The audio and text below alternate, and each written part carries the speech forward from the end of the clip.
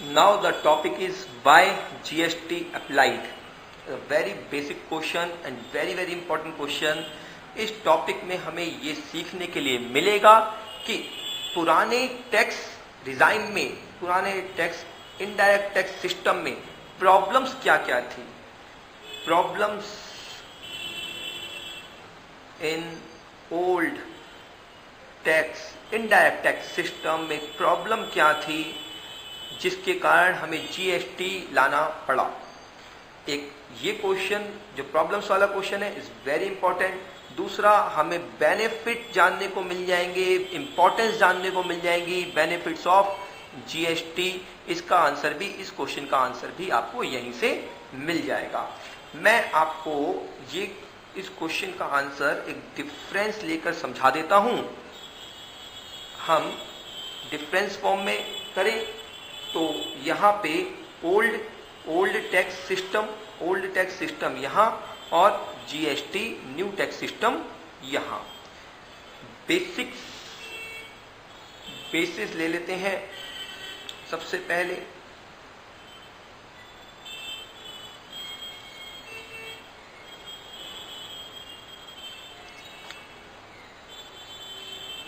Basis ले लेते हैं. ऐसा करते हैं, बेसिस में सबसे पहले मल्टीपल टैक्सेस.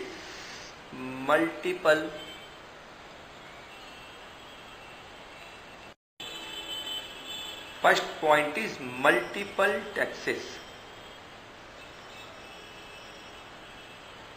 यदि पुराने सिस्टम की बात करें, ओल्ड टैक्स सिस्टम की बात करें, तो उसके अंदर VAT, value added tax, CST, central sales tax, excise duty, purchase tax,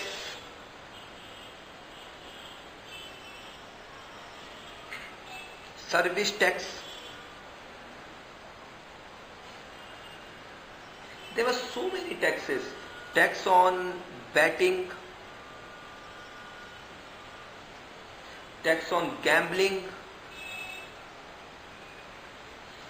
tax on lotteries,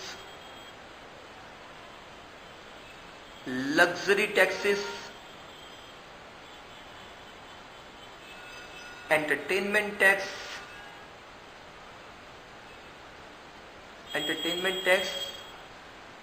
ये वो एंटरटेनमेंट टैक्स नहीं है जो एमसीडी वाला है, वो नहीं है. और डिफरेंट टाइप्स के सेस, यानी कि केकेसी, कृषि कल्याण सेस, और ऐसे ही बहुत सारे सेस लग जाया करते थे और बहुत सारे टैक्सेस यहाँ पर थे. मल्टीपल टैक्सेस थे तो इन टैक्सेस के मल्टीपल प्रोविजंस थे. मल्टीपल प्रोविजंस थे. यदि मैन्युफैक्चरर है, ट्रेडर है, सर्विस प्रोवाइडर है, सबको अलग तरीके से सारे टैक्सेस पढ़ने पड़ते हैं. सबके प्रोविजंस देखने पड़ते थे, उनको अप्लाई करवाना पड़ता था इन सबको. और हम ये कहें सर जीएसटी, तो सर ये सारे आप सबस्यूम कर दो, खत्म कर दो और जीएसटी में आ जाओ. जीएसटी में आप आ जाओ. आपको ये सारे नहीं पढ़ने, तो पहला बेनिफिट यही हो गया जीएसटी का कि वैट ठीक है खत्म, सारे एक टू द एक्सटेंट हुए हैं. कुछ पॉइंट्स पर जाकर अभी एक्साइज ड्यूटी लगती है, लेकिन अब to a great extent they have been, ये सब खत्म हो गए और जीएसटी आ गया. सर जीएसटी क्या अकेला टैक्स है? तो बता दूं कि जीएसटी के अंदर state GST, UT GST, CGST और इंटीग्रेटेड जीएसटी, ये चार इसके अंदर टैक्स लगते हैं अलग अलग तरीके से.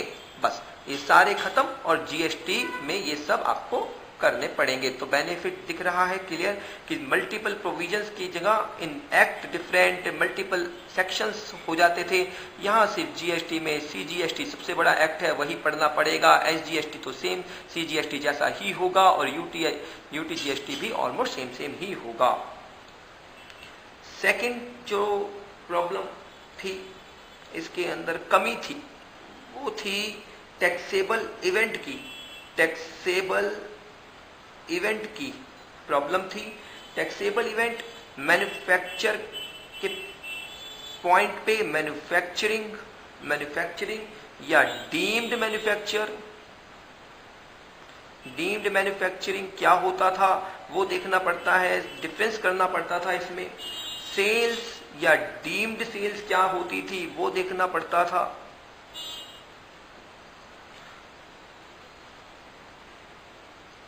इसके बाद परचेज ऑफ गुड्स की डेफिनेशन में जाना पड़ता था, परचेज ऑफ गुड्स में। फिर आपको import and export of services, import और एक्सपोर्ट ऑफ सर्विसेज के रूल्स, ये भी टैक्सेबल इवेंट होते थे। सर्विसेज, और यदि आपका माल एक स्टेट से दूसरे स्टेट में जा रहा है तो वन स्टेट टू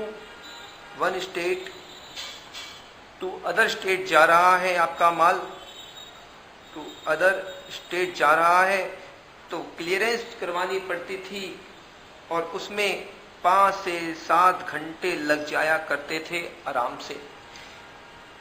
माल बहुत लेट पहुंचता था। तो ये सब टैक्सेबल इवेंट के पार्ट थे। और मैं कहता हूं कि जीएसटी बनाओ और जीएसटी में टैक्सेबल इवेंट सिर्फ और सिर्फ सप्लाई ले आओ। सप्लाई ऑफ गुड्स, और तो गुड्स की डेफिनेशन बता दो, सर्विसेज की बता दो, और supply will be the taxable event की कब सप्लाई होगी उसे टैक्सेबल इवेंट मान लिया जाएगा। तो बेनिफिट ऑफ जीएसटी की ये सब कुछ खत्म और सिर्फ सप्लाई ऑफ गुड्स और सर्विसेज और बोथ कह लो आप यहाँ पे, और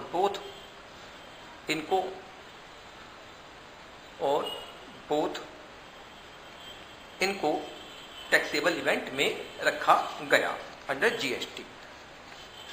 नाउ द थर्ड पॉइंट,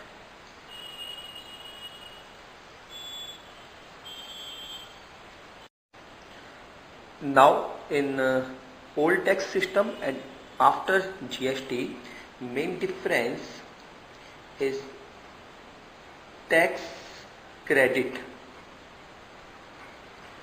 आप इसको टैक्स क्रेडिट कह सकते हैं या tax on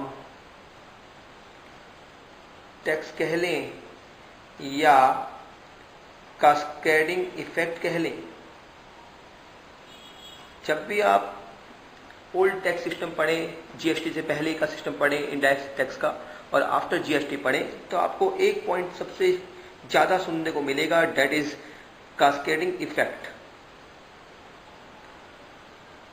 it's a very very important point. Tax credit, इसको आप ऐसे समझ सकते हैं, मैं आपको एग्जाम्पल देके बता देता हूं अलग से शीट पे।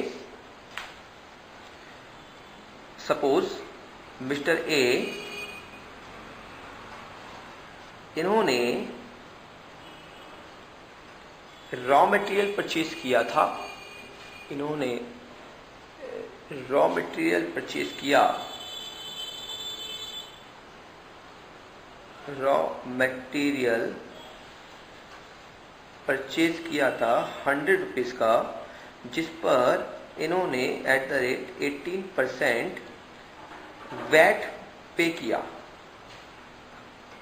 मैं मान रहा हूं 18%, और इन्होंने ये माल, ये raw material as it is, कोई मैन्युफैक्चरिंग नहीं करी, इन्होंने ये माल as it is mister B को एज अ रॉ मटेरियल ही मिस्टर बी को बेच दिया, सेल कर दिया। मिस्टर ए को मैं ट्रेडर मान लेता हूं, सेल कर दिया। इस पर इन्होंने, और ये मिस्टर बी हैं यूपी के और ये हैं दिल्ली के, और जिनसे इन्होंने परचेज किया था मिस्टर ए के, वो भी दिल्ली के थे जहां से ये परचेज किया था।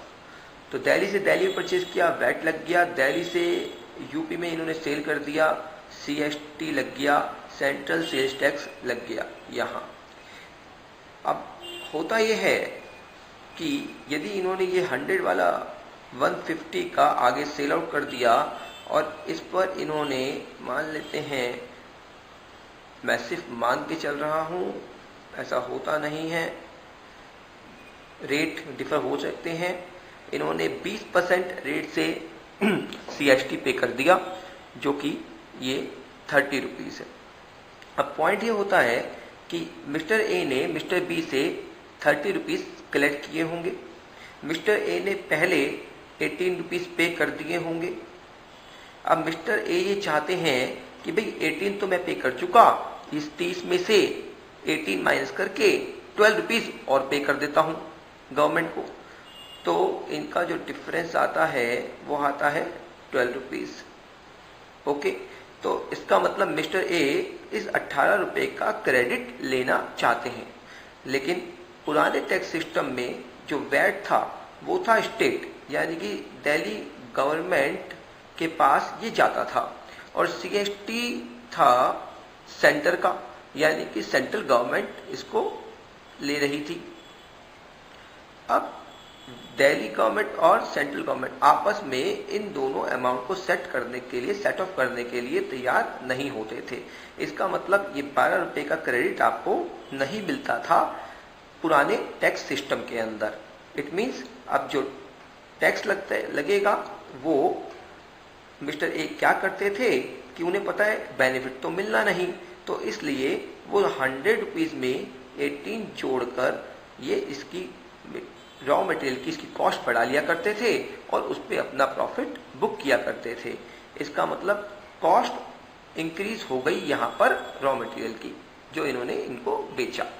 और देख लेते हैं, मान लेते हैं मिस्टर ए मैन्युफैक्चरर थे और इन्होंने जो रॉ मटेरियल परचेज किया था उसके ऊपर एक्साइज पे कर दी थी, एक्साइज ड्यूटी पे कर दी थी। उसके बाद रॉ मटेरियल परचेज करने के बाद, रॉ मटेरियल परचेज किया, उसके ऊपर वैट लगा, फिर उसको बनाने में, आउटपुट बनाने में जो एक्साइज ड्यूटी लगी, और उसके बाद इन्होंने इसे बेचा तो दिल्ली से बाहर बेच दिया, ये दिल्ली के थे, तो CST चार्ज हुआ। अब पॉइंट ये आता है, क्या ये एक्साइज इस CST के अगेंस्ट या ये CST वैट के अगेंस्ट सेट ऑफ कर सकते हो आप? तो यहां इसका क्रेडिट नहीं मिल पाता था, जिससे कॉस्ट ऑफ प्रोडक्शन इंक्रीज हो जाती थी। अब कॉस्ट ऑफ प्रोडक्शन को कम करने के लिए ये GST में क्या किया गया? प्रॉब्लम तो ये थी कि आप यदि मिस्टर ए यदि इस वैट को कॉस्ट में जोड़ देंगे और उसके ऊपर प्रॉफिट लगाएंगे तो इसका मतलब कॉस्ट ऑफ प्रोडक्शन बढ़ी और साथ में कस्टमर को ज्यादा अमाउंट पे करना पड़ रहा है जब आपको क्रेडिट नहीं मिल रहा। तो ये पुराने सिस्टम की एक प्रॉब्लम थी। इसका मतलब in the old tax regime tax credit नहीं मिलता था हर केस में। मैन्युफैक्चरिंग में आपको किसान KKC का क्रेडिट नहीं मिलता था, अलाउड नहीं होता था। कृषि कल्याण सेस का सर्विस प्रोवाइडर को वैट का क्रेडिट नहीं मिलता था, क्योंकि सर्विस टैक्स जाता था सेंट्रल गवर्नमेंट के पास और स्टेट गवर्नमेंट चार्ज करती थी वैट।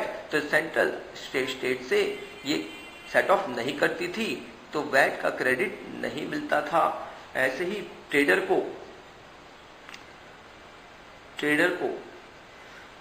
कोई KKC यानी कि कृषि कल्याण सेस का और एक्साइज का भी क्रेडिट नहीं मिलता था।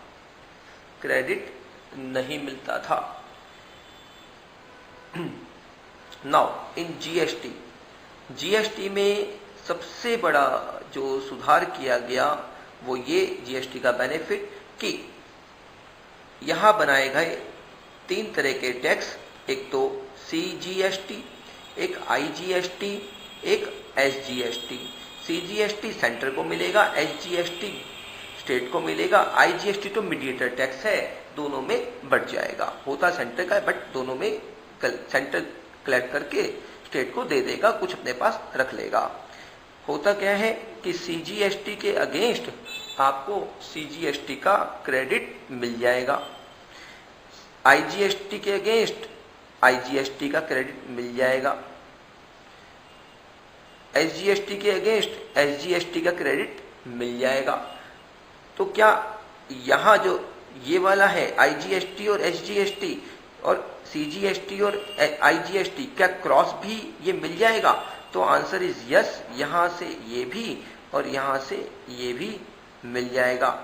इसका मतलब CGST से IGST का दिया आपको ये बेनिफिट, पहले IGST से ले सकते हो, फिर IGST को CGST से, फिर IGST का SGST से, यानी कि ऑर्डर इसको पहले यहाँ, फिर इसका CGST और फिर SGST से क्रॉस क्रेडिट भी आपको अलाउड होगा। SGST क्या CGST से मिल पाएगा? तो आंसर इज नो, CGST का SGST से आंसर इज नो। लेकिन ये पॉसिबल हो पाएगा कि IGST का यहाँ और IGST का SGST से पॉसिबल हो जाएगा।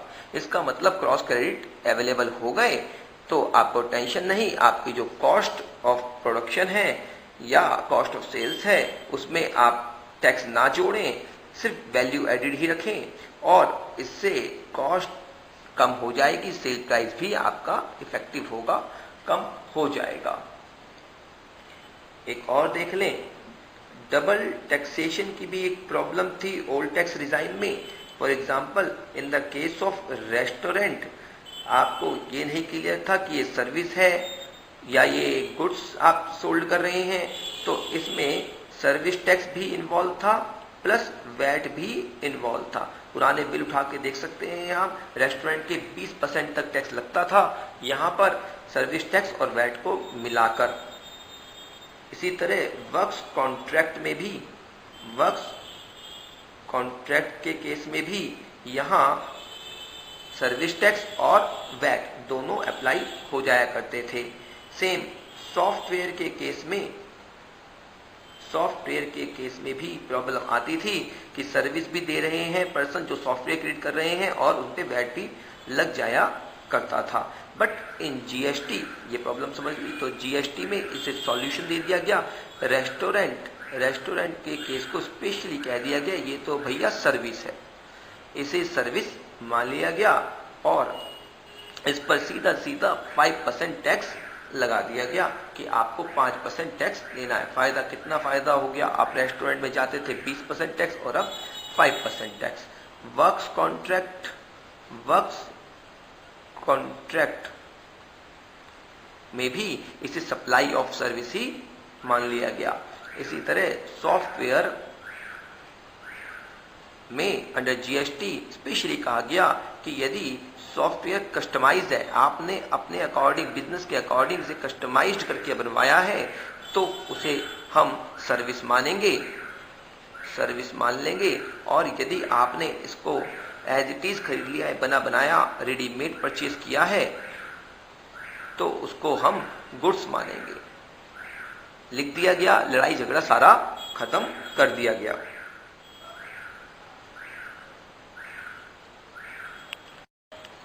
Now the next point, exemptions।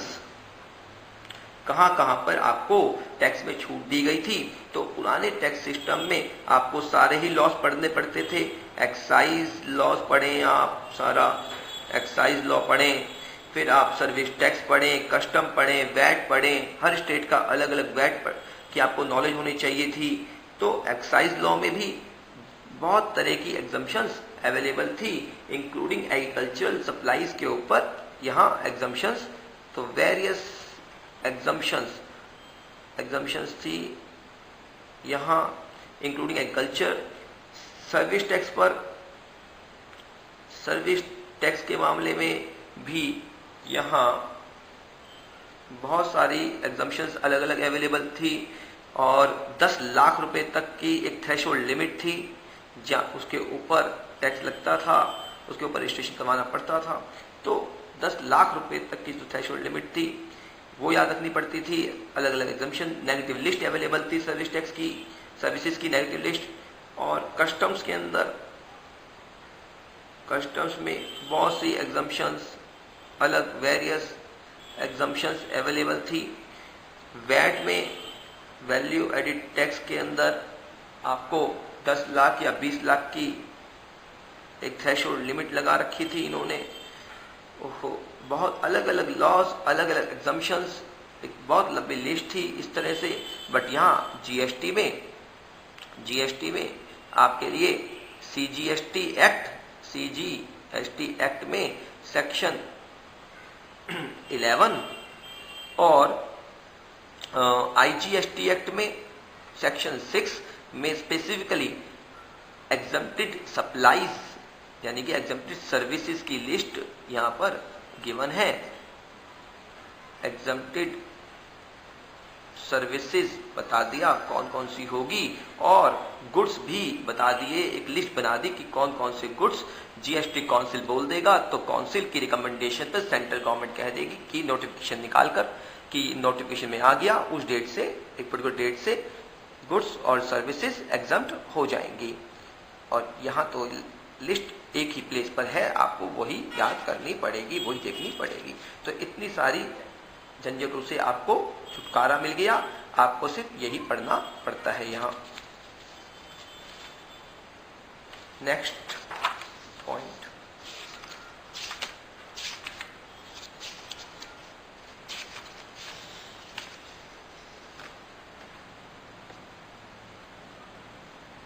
हाँ, कुछ पॉइंट वैल्यूएशन,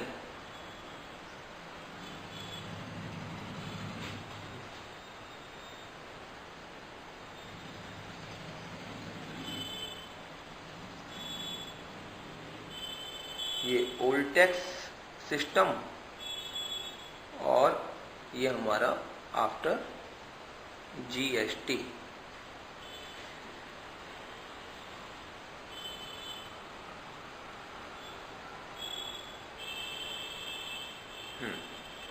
याद रखें, जो नेक्स्ट पॉइंट है वो है कंप्यूटेशन। कंप्यूटेशन यानी कि आप गुड्स या सर्विसेज, या पुराने टैक्स सिस्टम में तो गुड्स सर्विसेज वाली बात नहीं थी, सेल्स थी, मैन्युफैक्चरिंग थी, डीम मैन्युफैक्चरिंग थी, इन सब का आप वैल्यूएशन कैसे करते थे, टैक्स कैसे देते थे। तो आपको एक्साइज लॉज के अंदर, एक्साइज लॉ के अंदर टैक्स जो असेसिबल वैल्यू थी वो आपकी टीवी आपको टैक्सेबल वैल्यू निकालनी पड़ती थी, और या फिर आपके वैल्यूएशन रूल्स हुआ करते थे। थोड़ा सा आपको अबेटमेंट मिल जाया करती थी, तो उस वैल्यू पर आपको अबेटेड यानी कि कुछ बेनिफिट, कुछ अमाउंट छोड़ दिया जाता था। अबेटेड मैन्युफैक्चरिंग वैल्यू एमआरपी होता था, तो उस पर आप टैक्स निकाल दिया करते थे। यहाँ उसके बाद सर्विसेज में अबेटमेंट भी होती थी कि मतलब आपने 100 रुपीज की सर्विस करी, प्रोवाइड करी, तो 60% तक की वैल्यू पर ही टैक्स देना होता था। कुछ अबेटमेंट थी, वैल्यूएशन रूल्स थे, अबेटमेंट्स होती थी, प्लस वैल्यूएशन रूल्स सर्विसेज के अलग अलग हुआ करते थे। और ऐसा भी था कि डिफरेंट सर्विसेज की अबेटमेंट अलग अलग थी, और डिफरेंट सर्विस के लिए वैल्यूएशन रूल्स भी अलग अलग हुआ करते थे। इसके अलावा कंपोजिशन स्कीम भी यहाँ हुआ करती थी, सर्विस टैक्स में कंपोजिशन स्कीम भी थी। स्पेशल प्रोविजंस थे वर्क कॉन्ट्रैक्ट सर्विसेज के लिए, स्पेशल प्रोविजंस भी थे वर्क कॉन्ट्रैक्ट सर्विसेज के लिए। तो आप देख सकते हैं वैल्यूएशन करने के लिए आपको कितना कुछ देखना पड़ता था। अभी तो वैट पे भी नहीं आए। वर्क कॉन्ट्रैक्ट सर्विसेज के लिए अलग रूल्स थे। इस तरह वैट जब हम पढ़ते थे तो वैल्यूएशन रूल्स, इसके अलावा ट्रांजैक्शन वैल्यूज को पढ़ना पड़ता था, अबेटमेंट को पढ़ना पड़ता था, किस पे कितनी अबेटमेंट मिलती है, गुड्स वाइज, वैल्यू वाइज, और सीएसटी के भी अपने रूल्स थे, वैल्यूएशन रूल्स थे कि इसको आप कैसे लगाओगे, कैसे वैल्यू करोगे। इतनी सारी कहानी आपकी थी पुराने टैक्स सिस्टम के अंदर। और अब जीएसटी में हमने सीजीएसटी एक्ट में सेक्शन 15 सीधा बनाया और उसके अंदर ट्रांजैक्शन वैल्यू और वैल्यूएशन रूल्स अलग से सीजीएसटी रूल्स 2017 बना दिए। वहां आप देखें और आराम से आप गुड्स एंड सर्विस की वैल्यू फाइंड आउट कर सकते हैं। मींस वहां सप्लाई की वैल्यू फाइंड आउट करने के आपको तरीके बता रखे हैं और वो तरीके एज कंपेयर टू दिस बहुत इजी हैं। तो ये एक और मेजर डिफरेंस था। एक और बात कर लेते हैं आपसे डिफरेंस की। याद रखें, हम जिस क्वेश्चन की तैयारी कर रहे हैं ये क्वेश्चन आपके एग्जाम में 10 मार्क्स का आ सकता है। फर्स्ट क्वेश्चन आपको यही मिल सकता है, इसलिए बहुत ध्यान से देख लें।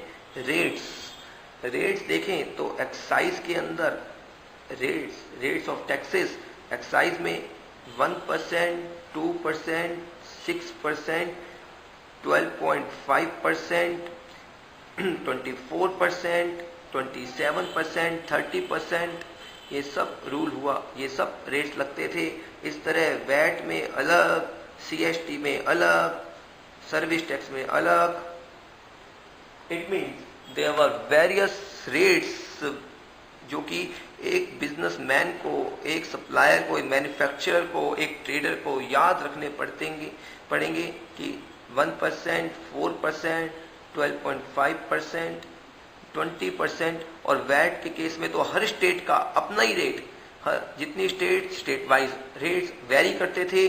और सीएसटी 2% अगेंस्ट सी फॉर्म हुआ करता था, अगेंस्ट फॉर्म सी फॉर्म हुआ करता था। और बाकी रेट्स वैट के इक्विवेलेंट ही होते थे। सर्विसेज में 14%, 8.4%, 5.6%, ये अबेटेड रेट थे हमारे कुछ जो लगते थे। कंपोजिशन स्कीम में 0.7%, 1.4%. There are so many rates which you had to apply under old tax regime. But now under GST में क्या किया गया? सिंप्लीफाई। या तो आप पर टैक्स लगेगा 0%, zero rated tax, zero rate supply हो जाती हैं, या आपका लगेगा 5%, 12%, 18%, 28% प्लस सेस। कंपनसेशन के लिए सेस, स्टेट को कंपनसेशन देने के लिए कुछ सेस भी लग्जरी गुड्स पे लगता है 28%। और ये जितना भी रेट्स है ये सीजीएसटी और एसजीएसटी दोनों को मिलाकर लगेगा। रेट्स के बाद जो नेक्स्ट पॉइंट है डिफरेंस का, that is reverse charge mechanism. Reverse charge mechanism पुराने टैक्स सिस्टम में सिर्फ सर्विसेज के केस में था, स्पेसिफाइड सर्विसेज थी जहां पर आरसीएम लगा करता था। जीएसटी में सेक्शन 9(3) चार्जिंग सेक्शन है 9(3) में, और 9(4) में आरसीएम के बारे में बताया गया है। 9(3) में तो बोला गया कि सेंट्रल गवर्नमेंट जीएसटी काउंसिल की रिकमेंडेशन पर गुड्स और सर्विसेज बता दी जाएगी, एक लिस्ट बता दी जाएगी जहां रिवर्स चार्ज मैकेनिज्म होगा। तो यहां तो हो गई बात, गवर्नमेंट नोटिफाई करेगी जीएसटी काउंसिल की रिकमेंडेशन पर। और 9(4) के अंदर कहा गया कि यदि कोई अनरजिस्टर्ड सप्लायर रजिस्टर्ड सप्लायर को माल बेचता है, दोनों ही बिजनेस टू बिजनेस सप्लाई हो रही है, तो उस केस में आरसीएम अनरजिस्टर्ड टू रजिस्टर्ड, तो उस केस में आरसीएम अप्लाई होगा। इसका मतलब अनरजिस्टर्ड पर्सन इनवॉइस नहीं काट सकता, उसके पास जीएसटी नंबर नहीं है, तो इस रेसिपिएंट से भी, रजिस्टर्ड रेसिपिएंट से भी जीएसटी कलेक्ट कर पे नहीं कर सकता, इसलिए रजिस्टर्ड पर्सन ही टैक्स अपने आप गवर्नमेंट को जमा करा देगा। इसे कहेंगे रिवर्स चार्ज मैकेनिज्म, यानी कि चार्ज लगा भी, लायबिलिटी बर्डन भी रजिस्टर्ड इस रेसिपेंट पर और पेमेंट भी इसी को करनी है। ओके, नेक्स्ट पॉइंट, टीओएस देख लेते हैं। टाइम ऑफ सप्लाई किस टाइम माना जाता था, किस टाइम आपको टैक्स पे करना होता था। तो एक्साइज में date of removal of goods होती थी, एक्साइज में date of removal of goods. Different taxes थे, मल्टीपल टैक्सेस एक बड़ी प्रॉब्लम थी। मल्टीपल टैक्सेस के कारण मल्टीपल प्रोविजंस थे। डेट ऑफ एक्साइज में date of removal of goods को टाइम ऑफ सप्लाई माना जाता था। इसी तरह वैट में जब आप सेल करेंगे, सीएसटी में जब आप सेल करेंगे, सर्विसेज में, क्योंकि सर्विसेज टैक्स जो लगा वो बहुत लेटर ऑन लगा, तो इसलिए सर्विसेज में तो जिस टाइम इनवॉइस होगी या फिर जब आपका पेमेंट होगी या फिर पेमेंट जब अकाउंट में आएगी, जब पेमेंट को आप रिकॉर्ड करेंगे या फिर सर्विस प्रोवाइड करेंगे या डीम्ड डेट जो होगी सर्विस प्रोवाइड की, बहुत सारी बातें यहाँ थी। तो ये सब बातें अब छोड़ देते हैं, क्योंकि time of supply TOS GST में बहुत ही सिंपल तरीके से बता दिया गया और ऐसा कहा गया कि यहाँ जो टाइम ऑफ सप्लाई होगी वो गुड्स और सर्विसेज के लिए रूल्स हैं। यहाँ आप वहाँ देख लें तो सबके लिए एक ही बात कॉमन कर दी गई है, गुड्स के लिए अलग, सर्विसेज के लिए अलग। बस आप ये बातें पढ़ें और टाइम ऑफ सप्लाई के रूल्स आपको याद हो जाएंगे, जो कि CGST एक्ट में हम आगे कवर भी करेंगे। सर वो सेक्शन 12, 13, 14 के अंदर हम इसे कवर कर लेंगे। सेक्शन 12 भी होगा, 13, 14 में इनको टाइम ऑफ सप्लाई को देखेंगे और बहुत इजी से यहाँ ख़त्म हो जाता है। कोई और? जी हाँ, डिफरेंस में एक पॉइंट आपको और याद रखना है। डिफरेंस का एक पॉइंट और, जो पहले बहुत प्रॉब्लम आती थी लोगों को प्रोसीजरल वर्क की, प्रोसीजरल पार्ट में यहाँ हर लॉ के अंदर, हर एक्ट में डिफरेंट रजिस्ट्रेशन करवाओ, डिफरेंट रिकॉर्ड्स रखो, डिफरेंट रिटर्न्स फाइल करो, इतना काम करो आप, डिफरेंट टैक्सेस पे करो, पेमेंट ऑफ टैक्सेस डिफरेंट करो, डिफरेंट असेसमेंट होती थी। ये सब कुछ आपका खत्म और जीएसटी में ऑल इन वन हो गया है। जीएसटी में अब ये बहुत बड़ा बेनिफिट है, ये procedure part all in one है। बस जीएसटी के अंदर आपको रजिस्ट्रेशन करवाना है, जीएसटी में रिकॉर्ड मेंटेन करने हैं, रिटर्न फाइल करनी है, सब कुछ ऑल इन वन। जीएसटी का बहुत बड़ा बेनिफिट।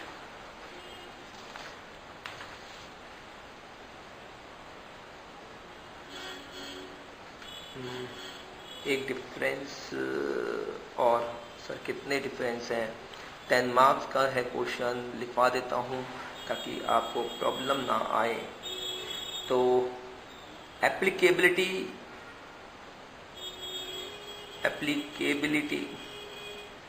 ओल्ड, और यहाँ कर देता हूँ जीएसटी के बाद क्या, ओल्ड टैक्स में सब गुड्स और सर्विसेज ज़्यादातर कवर कर ली गई थी। यहाँ पे भी सब कवर कर लिया गया है। जीएसटी में गुड्स कवर कर लिए गए हैं, साथ ही साथ याद रखें यहाँ पे टबैको भी कवर कर लिया गया है और ऑल सर्विसेज भी, लेकिन गुड्स और सर्विसेज सब कवर है। टबैको पे एक्साइज भी है आज और जीएसटी भी लग रहा है। केवल 5 प्रोडक्ट कह देता हूँ, 3, 4, 5, जिसे स्पेशली कहा गया कि ये यहाँ पे अभी तो नहीं है। पेट्रोलियम प्रोडक्ट्स में क्रूड है जो अभी नहीं है। जीएसटी काउंसिल की रिकमेंडेशन जब मंजूरी आ जाएगी काउंसिल की तो उसके बाद ये पेट्रोलियम प्रोडक्ट भी अप्लाई हो जाएंगे, जीएसटी इस पे भी लगना शुरू हो जाएगा। हाई स्पीड डीजल है, इसके मोटर स्पिरिट पेट्रोल जो कि गाड़ियों में यूज होता है, पेट्रोल कह दूं इसे, high speed motor spirit, natural gas और यहाँ पर एविएशन टरबाइन फ्यूल यानी कि ये पेट्रोलियम प्रोडक्ट 5। इसके ऊपर तो अभी जीएसटी नहीं लग रहा, लेकिन जब जीएसटी काउंसिल की रिकमेंडेशन आ जाएगी तब से ये इस पे भी लगेगा। और एक पॉइंट और, अल्कोहल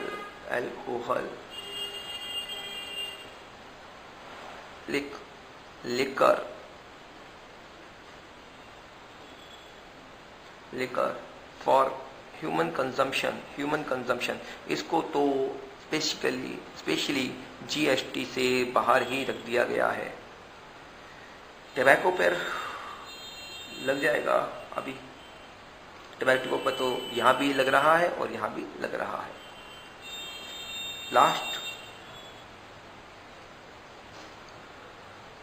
ट्रेड लेवल्स, यहां पर यदि आप विद इन द स्टेट बेचते थे, डील होता था तो इंट्रा स्टेट होता था, within the state transaction होती थी तो इंट्रा स्टेट, और यदि one state to other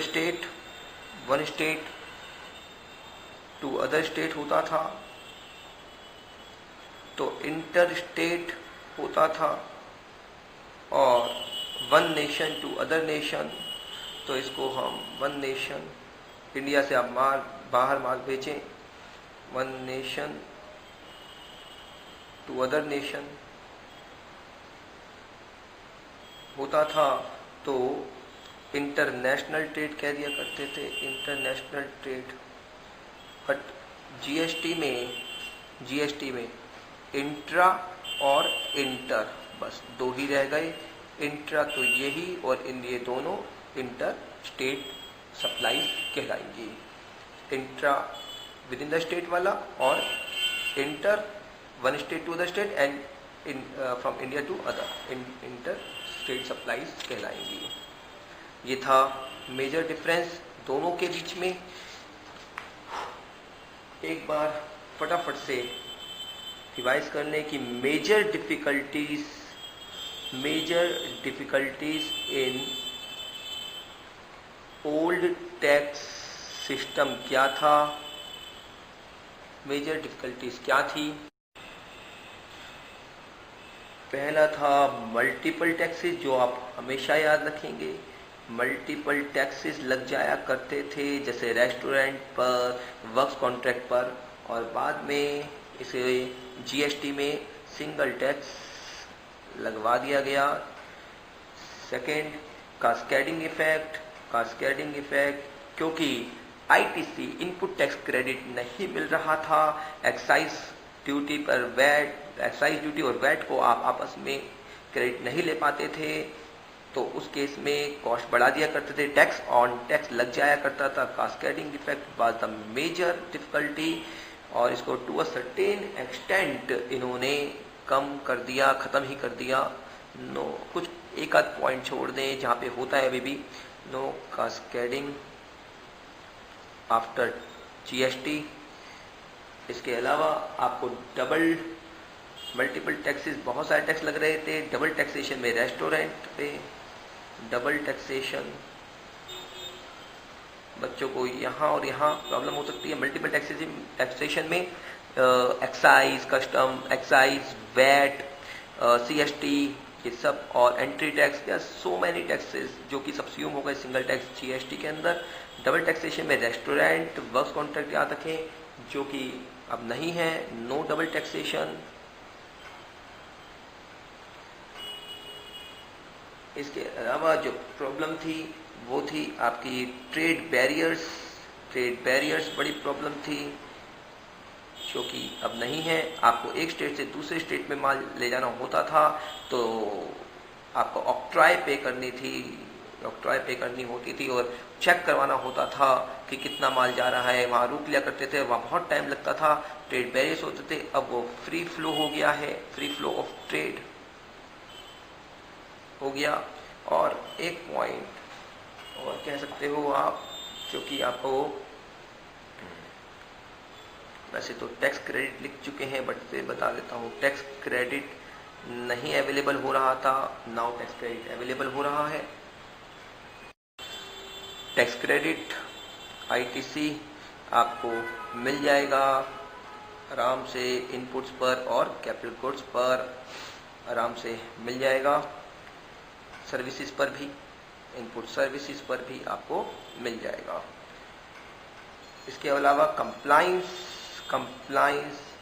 procedure, compliances बहुत थे, आपको हर एक्ट के अकॉर्डिंग आपको कंप्लाइंस पूरे करने पड़ रहे थे, जो कि अब ऐसा नहीं हो पाएगा। ओनली जीएसटी कंप्लाइंस आपको देखने होंगे।